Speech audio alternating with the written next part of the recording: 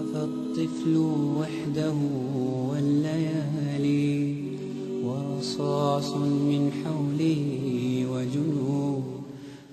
وقف الطفل والحجارة أكوام وعيناه عزمة وصمود. لا يرى عن يمينه من معين، لا يرى عن شماله من يلوذ. كل ساح سعى إلي خلاء، كل درب يشقه مسدود. وقف الطفل وحده والليالي ورصاص من حوله وجنود. وقف الطفل والحجارة أكوام وعيناه عزمة وصمود. I was around 8 years old and I first heard the word God, and I was outside playing, and the person said to me that God lives up in the sky. So I said, oh really, what does that mean? So then when I arrived in Toronto when I was around 10, I had met this girl in my building that wanted to go to church. So I decided that, okay, well, let me go and find out, what church is all about. And even though I had a Christian background somewhat, but my parents don't really practice anything, so I it just kept going to different churches, and I found that there was too many inconsistencies.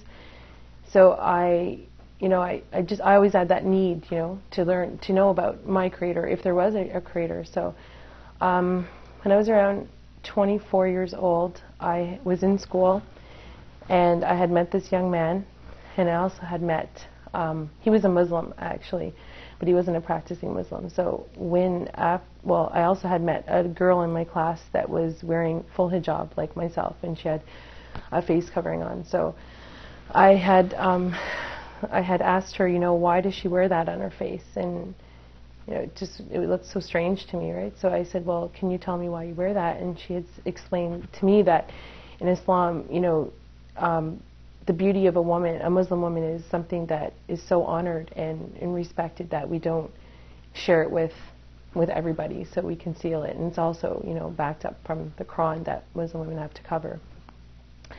So I thought that was interesting. So then I said, okay, fine. I left it, and I had a relationship with this man at school. He was like a boyfriend. I was pregnant for the Muslim guy at school, and but he had left me. So I was now 5 months pregnant, and I was on the subway going to this new school.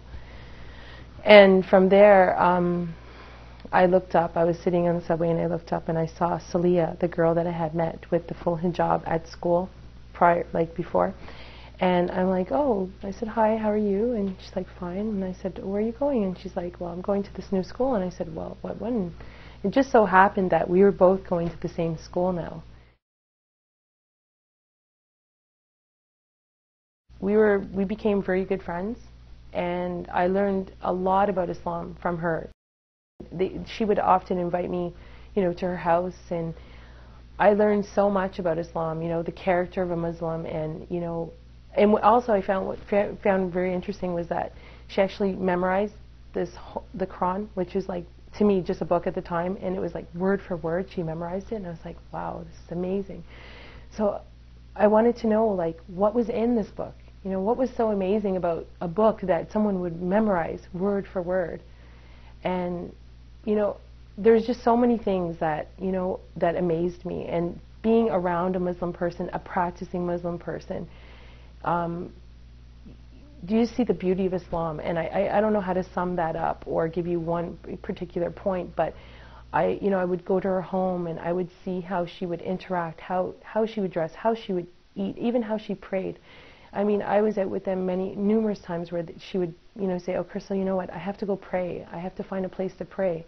I found that amazing. Like, you're just going to stop and it was winter time, freezing, And they were just a big support for me, especially at the time when I had nobody, And to be honest, I still wasn't interested in converting to Islam at all. I just said, nice religion, but not for me.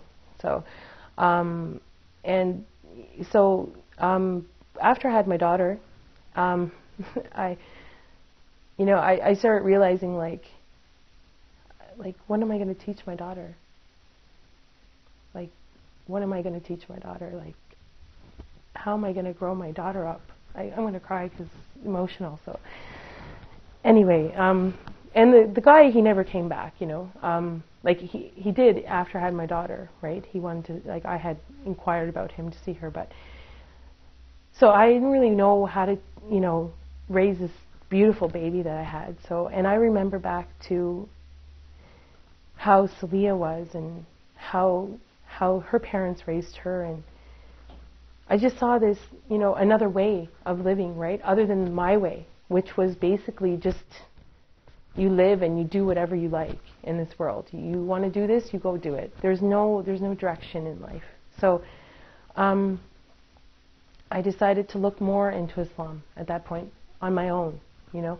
So Celia now got pregnant and she started working at the masjid just not far from here. And I said, well, Celia, I'm going to pop over and, you know, every day, because I was home with my daughter, and I said, let me just come over and, you know, we'll talk about the Quran. I want to know more about it. It was hard. It was hard to find the concept of, you know, what is God. And from these experiences that I had at the masjid, I came to realize that there was a God. And, you know, one day I decided, you know, to go to the mosque. My daughter was 6 months at this point, and I was there and I was in the room, and, you know, like, I was serious. I really wanted to know about this religion before I converted, because I never was baptized before. I never had any, you know, conversion to any religion. So I wanted to find out, you know, really, was this for me, you know? And from there, I was there one day, just, you know, like every other day, just visiting her in the office and talking about Islam and God and who He was, and,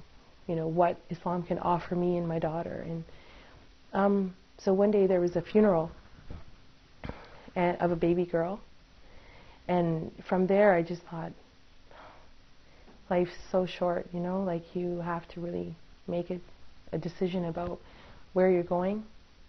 So I converted that day.